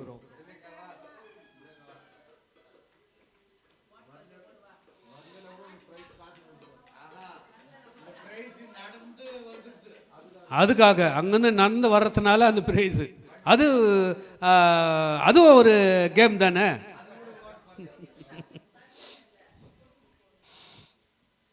அடுத்தபடியாக பங்கஜாக்காவை கூட இந்த வேலையில் வர வைத்து இந்த ப்ரைஸை கொடுக்குறோம். ஆனால் வாரம் வாரம் வரணும், இல்லைன்னா அடுத்த வாரம் கட்டு. எனக்கு உடம்பு சரியில்லைன்னு நின்று போகக்கூடாது. நாங்கள் ஜெபிக்கிறோம், உருண்டு பேரண்டு வந்து போ. அது இதுக்கு ஒன்று கொடுத்துடலாம், ஒன்று கொடுத்துறோம். நெல்லக்காவுக்கு நாம் அனைவரும் சேர்ந்து கவனிக்கிறோம். பங்கஜக்கா கைகளை தட்டி நாம் உற்சாக கொடுப்போம். கடைசியாக நம்ம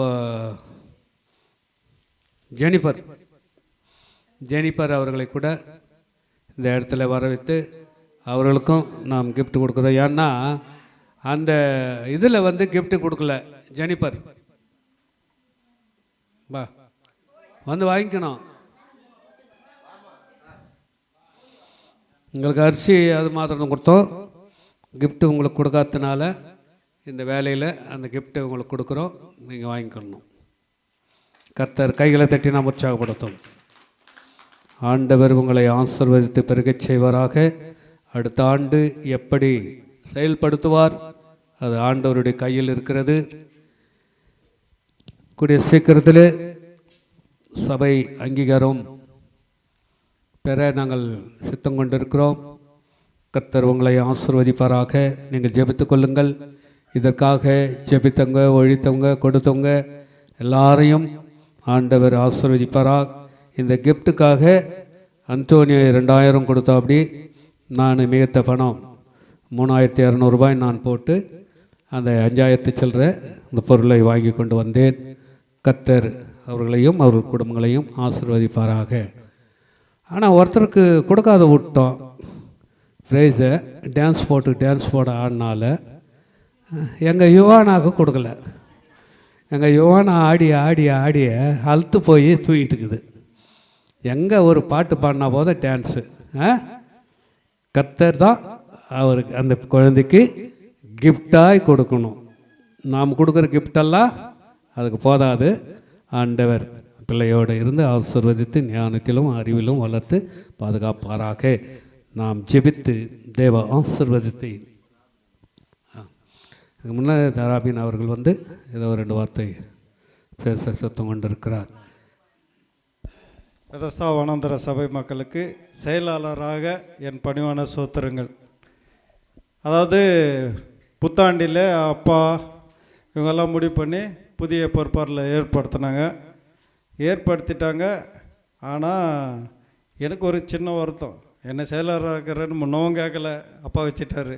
இப்போவும் கேட்கல, வச்சுட்டாங்க பர்மனண்டான்னு. ஆனால் அவங்க வச்சு தான் நான் மதிக்கிறேன். பெரியவங்க வச்சது ஒரு காரணத்தோடு இருக்குன்னு அதை நான் சிறப்பாக செயல்படுத்தணும்னு நினைக்கிறேன். அதற்கு இந்த புதிய ஆண்டில் ஃபஸ்ட்டு வாரத்தில் நான் என்ன சொல்கிறேன்னா, சபை மக்கள் உங்களுடைய குடும்பத்தில் உள்ள பிள்ளைகளுடைய பிறந்த நாள், திருமண நாள் எழுதி என்கிட்ட கொடுத்துடணும். ஏன்னா அப்பா வந்து வாரம் கேட்டுன்னு இருப்பார், இன்றைக்கி யாராவது பிறந்த நாள் வருதா அப்படின்னு ஜெபிப்பார். ஆனால் இந்த ஆண்டில் அப்படி இருக்காது.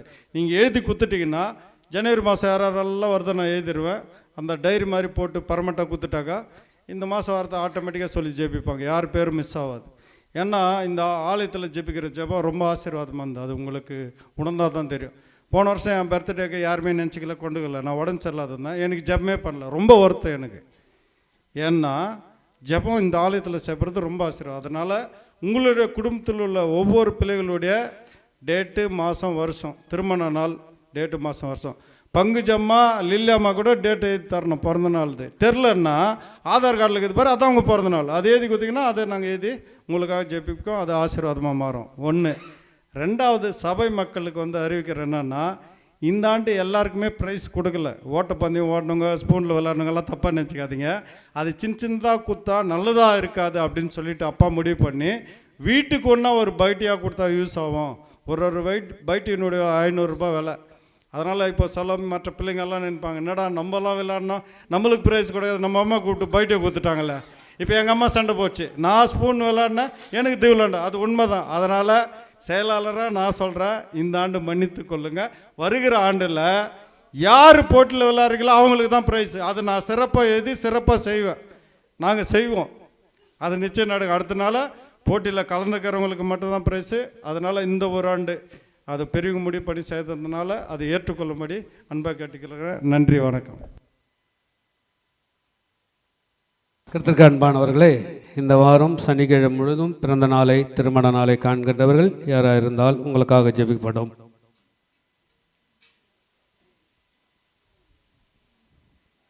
யார் இல்லைன்னா இப்போ நான் கேட்டுங்கிறது சொல்கிற மாதிரி மறந்துடுறோம், சில நேரம் மறக்காது போடுறோம். ஒரு லிஸ்ட்டில் ஊரில் கூட அப்படி தான் சொல்லி செக்ரட்டரிக்கு சொல்லி அதை லிஸ்ட்டு வீடு வீடாக எடுத்து அதை எழுதியிருப்போம். வாரம் செக்ரட்டரி எடுத்து என்கிட்ட எழுதி கொடுத்துருவார், நான் அவங்களுக்கு படித்து ஜெம் பண்ணியிருப்போம். நாங்கள் 2 பேர் வேலை எங்களுது. அதுபோல் தான் இங்கே கூட உங்களுடைய பிறந்த நாள், திருமண நாள், அந்த நாட்களை, அந்த டேட்டெல்லாம் கொடுத்துட்டிங்களன்னா அந்த செக்ரட்டரி எழுதி எங்களுக்கு கொடுத்துட்டுவார். அதை நாங்கள் பார்த்து நாங்கள் ஜெபிச்சுக்குவோம். கர்த்தர் உங்களை ஆசீர்வதிப்பாராக. ஜெபம் செய்வோம். ஸ்தோத்திரம் ஆண்டவரே, ஸ்தோத்திரம்பா, ஸ்தோத்திரம்பா, ஸ்தோத்திரம்பா, ஸ்தோத்திரம், ஸ்தோத்திரம். ஹல்லேலூயா, ஹல்லேலூயா. ஆமென். என் ஆண்டவருக்கு மகிமை உண்டாவதாக, என் தேவனுக்கு மகிமை உண்டாவதாக. ஆமென். உங்களுக்கு என்ன ஜெபம் வேண்டுமோ, என்ன வேண்டும் என்று ஆண்டவரை நீ விரும்புகிறாயோ, இந்த ஜடத்தில் வந்திருக்கிற ஜனங்கள் ஆண்டவரே அவர்களுக்கு என்ன வேண்டும் என்று விரும்புகிறார்களோ அவர்களுக்காக நாங்கள் மன்றாடும் போது என் தேவன் பரலோகத்திலிருந்து செவிசாய்த்து கேட்டு அவர்களுக்கு நன்மை செய்யும்படி நாங்கள் மன்றாடுகிறோம். சுவாமி உமக்கு நன்றி, உம்மை துதிக்கிறோம், போற்றுகிறோம், வணங்குகிறோம். சுவாமி, இந்த ஆண்டு 26 ஆண்டிலே முதல் வாரத்திலே முதல் ஆராதனையிலே என் தேவனை மகிமைப்படுத்த வந்திருக்கிற ஒவ்வொருவரையும் ஆண்டவரை நீர் ஆசீர்வதித்து பலப்படுத்தும்படி நான் ஜெபிக்கிறேன். நன்றி. இன்றைக்கு என்ன வாக்குத்தத்தத்தோட இங்கே வந்திருந்தாலும், எப்படி கொண்ட வாக்குத்தத்தத்தோட வந்திருந்தாலும், நிச்சயமாகவே நான் வாரம் தவறாமல் ஆலயத்துக்கு சென்று தேவனை தொழுது கொள்ளுவேன் என்று வாக்குத்தத்தத்தோடு வந்திருந்தாலும், என் குடும்பத்தினுடைய வாக்கு ஆண்டவரை தரித்திரங்கள் மாறி என் ஆசீர்வாத ஜனமாய் இருக்க வேண்டும் என்று விரும்பி வாக்குத்தத்தத்தோடு வந்திருந்தாலும், என் உடல்நிலை சரியில்லாமல் இருந்து இந்த ஆண்டு என் ஆண்டவர் எனக்கு பலனையும் ஜீவனையும் சுகத்தையும் கொடுப்பார் என்று வாக்குத்தத்தத்தோடு வந்திருந்தாலும், என் தேவன் பரலோகத்திலிருந்து நினைத்து அவர்கள் எண்ணங்களை மாற்றும்படி நான் செபிக்கிறேன். ஆண்டவரே, என் குடும்பம் இன்றைக்கு தரித்திர நிலையில் இருக்கிறது, இந்த ஆண்டு எங்களுக்கு ஒரு அற்புதமான ஆசீர்வாதமான ஆண்டா கொடுப்பார் என்று நம்பிக்கையோடு வந்திருந்தாலும் என் தேவன் அந்த நம்பிக்கையை நீ நிறைவேற்றி கொடுக்கும்படி நான் செபிக்கிறேன். ஆமாப்பா, கர்த்தருடைய கரம் இருக்கட்டும். என்னுடைய பிள்ளைகளுடைய வாழ்க்கை, மருமக்களுடைய வாழ்க்கை, பேர பிள்ளைகளுடைய வாழ்க்கை ஆண்டவரே ஆண்டவருடைய கிருபையினாலே உயர்ந்து இருக்க வேண்டும் என்று சொல்லி விரும்பி ஆண்டவரே இந்த ஆண்டு உம்முடைய ஆலயத்தை நோக்கி வந்திருந்தாலும் என் தேவன் அதை கண்ணோக்கி பார்த்து அது ஆசீர்வதித்து அவர்கள் எண்ணங்களை நிறைவேற்றி கொடுக்கும்படி இந்த கழுதை மன்றாடுகிறேன். சுவாமி, இன்றைக்கு பலவீனப்பட்டு சென்ற ஆண்டு முழுவதும் பலத்தினாலும் சுகரினாலும் ஆண்டவரை பிபினாலும் முட்டி வலினாலும் கால் வலினாலும் பாதிக்கப்பட்டிருந்தாலும் இந்த ஆண்டு என் ஆண்டவர் நல்ல பலன் கொடுப்பார், சுகம் கொடுப்பார், ஆரோக்கியம் கொடுப்பார், என் வாழ்க்கையை பிரகாசிக்க செய்வார் என்று இன்றைக்கு வாக்குத்தத்தத்தோடு வந்திருந்தாலும் என் தேவன் அந்த வாக்குத்தத்தத்தை நிறைவேற்றி கொடுத்து நல்ல ஆரோக்கியம் கொடுத்து சுகம் கொடுத்து நல் வாழ்வு கொடுத்து அவர்களை ஆண்டவரை வழி நடத்தும்படி நாங்கள் மன்றாடுகிறோம். சுவாமி, கர்த்தருடைய கிருபை ஒவ்வொரு குடும்பத்தின் மேல் இருக்கட்டும். அவர்கள் எதை விரும்பினாலும் என் தேவன் அதை கொடுப்பீர் என்று நாங்கள் விசுவாசிக்கிறோம். என் நாமத்தினாலே நீ எதை கேட்டாலும் நான் கொடுப்பேன் என்று சொன்னீங்களே. இந்த ஆண்டு நாங்கள் கேட்கிறோம். இந்த ஆண்டு நாங்கள் கெஞ்சுறோம் ஆண்டவரே, உன் காலை பிடித்து மன்றாடுகிறோம். கடுதையாக நாங்கள் கத்துறோம். ஆனாலும் என் தேவன் இந்த இடத்திலே ஜெபிக்கிற ஜெபங்களுக்கு ஆண்டவர் ஆமென்றோம் ஆமென் என்று பதில் கொடுக்கிறீர் என்று விசுவாசத்தை நாங்கள் மன்றாடுகிறோம் சுவாமி. படிக்கிற பிள்ளைகளெல்லாம் நினைத்து பட்டதாரி பிள்ளைகளாய் மாற்றும்படி நான் ஜெபிக்கிறேன். யார் யார் ஹாஸ்பிட்டல் இருக்கிறார்களோ ஆண்டவரை, ஏழை குடும்பங்களை நினைக்கும்படி நான் ஜெபிக்கிறேன். அவர்களுக்கு நீ டாக்டராய் இருந்து சுகம் கொடுத்து நல் வாழ்வு கொடுக்கும்படி நாங்கள் ஜெபிக்கிறோம். கர்த்தருடைய கரம் ஒவ்வொரு மேல் இருக்கட்டும் சுவாமி. ஆண்டவரை, சென்ற ஆண்டு வந்தவர்கள் எல்லாம் இந்த ஆண்டு ஆலயத்திலே வர முடியாமல் இருக்கிற, படுத்த படுக்கையாய் இருக்கிற, பலவீனப்பட்டு இருக்கிற அவர்களை நினைத்து சுகம் கொடுத்து கூடிய சீக்கிரத்திலே மந்தையிலே சேர்க்கும்படி நாங்கள் ஜெபிக்கிறோம். கர்த்தர் ஒவ்வொரு குடும்பத்தை கண்ணோக்கி பார்க்கும்படி நான் ஜெபிக்கிறேன். பெதஸ்தா வனாந்தர குடும்பங்கள் எல்லாம் கண்ணோக்கி பார்க்கும்படி நான் ஜெபிக்கிறேன். காணிக்கு கொடுத்தவர்கள் எல்லாம் நினைக்கும்படி நான் ஜெபிக்கிறேன். அப்பா, இந்த பண்டிகை நாட்களிலே யார் யார் காணிக்கு கொடுத்தார்களோ, யார் யார் உதவி செய்தார்களோ, யார் யார் ஆண்டவரே அப்பா மன திறந்து கொடுத்த உள்ளங்களை என் தேவன் நினைத்து உற்சாகமாய் அவர்களை பாதுகாத்து நாளாத்தனையாய் ஆண்டவரே அவர்களுக்கு பலனை கொடுக்கும்படி நாங்கள் ஜெபிக்கிறோம். இந்த ஆண்டு ஆண்டவரே உன்னிடம் மன்றாடுகிறோம். இந்த ஆலயம் கட்டி முடிக்க என் தேவன் உதவி செய்வீராக. வாஸ்கால் ஜன்னல்கள் வைத்து ஆண்டவர் பூசுவல் செய்ய என் தேவன் பரத்திலிருந்து உதவிகள் அனுப்புவீராக. தேவ தூதர்களை அனுப்பி ஆண்டவரை இதை கட்ட உதவி செய்வீராக. செட்டியாரை உன் பாதத்தில் வைக்கிறேன் சுவாமி. அவருடைய ஊழியத்தை, அவருடைய வேலைகளை உன் பாதத்தில் அர்ப்பணிக்கிறேன் சுவாமி. அவருடைய ஊழியத்துக்காக ஆண்டவரை கொடுப்பேன் என்று வாக்கு சொன்ன அந்த வார்த்தைக்காக உமக்கு நன்றியும் அவருக்கு ஸ்தோத்திரத்தையும் நல்ல பலத்தையும் சுகத்தையும் அருள் கொடுக்கும்படி நான் ஜெபிக்கிறேன். அவருடைய பிள்ளைகளை ஆசீர்வதித்து அவருடைய மருமக்களை ஆசீர்வதித்து நீ பலப்படுத்தி காக்கிற கிருபைக்காக உமக்கு நன்றி செலுத்துகிறேன். இந்த ஆண்டு முழுதும் ஆண்டவரை பொறுப்பேற்று ஊழியர்களாக சபமணியமாக ஆண்டவர் பஜனை தலைவர்களாக, செக்ரட்டரி, ட்ரெசரர், பஜனை தலைவர்களாக பொறுப்பேற்ற ஒவ்வொருவரையும் உன் பாதத்தில் அர்ப்பணிக்கிறேன். அவருடைய பொறுப்புகளை அவர்கள் செயல்பட நீர் உதவி செய்யும்படி நான் ஜெபிக்கிறேன். கர்த்தருடைய கிருபை எல்லார் மேல் இருக்கட்டும். எங்களை ஆசீர்வதிங்க, பலப்படுத்துங்க. இயேசுவின் நாமத்தில் ஜெபம் கேளும் பிதாவே, ஆமென். என் ஆத்துமாவே கர்த்தரை ஸ்தோத்திரி, என் முழுமே பரிசுத்த நாமத்தை ஸ்தோத்திரி. என் ஆத்துமாவே கர்த்தரை ஸ்தோத்திரி, அவர் செய்த சகல உபகாரங்களையும் மறவாதே. ஆமென். நமது கர்த்தராகிய இயேசு கிறிஸ்துவினுடைய கிருபையும் பிதாவாகிய தேவனுடைய அன்பும் தூய ஆவியானுடைய அந்நிய ஐக்கியமும் ஆசீர்வாதமும் சமாதானமும் சந்தோஷம் நிறைவான வாழ்வோடும் நாம் அனைவரோடும் மிக சிறப்பாக நம்மத்தில் வந்திருக்கிற அருமையான சகோதரர் செட்டியார் அவரோடும் இன்றைக்கு கர்த்தருடைய வார்த்தையை பகிர்ந்து கொண்ட தம்பி ராபின் அவர்களோடும் எதிர்கால நன்மைகளோடும் மிக சிறப்பாக கர்த்தருக்கென்று பொருத்தனை காணிக்க செலுத்தின குடும்பங்களோடும் தசமபாகம் காணிக்க செலுத்தின குடும்பங்களோடும் வந்திருக்கிற கர்த்தருடைய பிள்ளைகள் அனைவரோடும் ஆசீர்வாதங்களோடும் ஆண்டுடைய கிருபை நிலைத்திருப்பதாக. ஆமென்.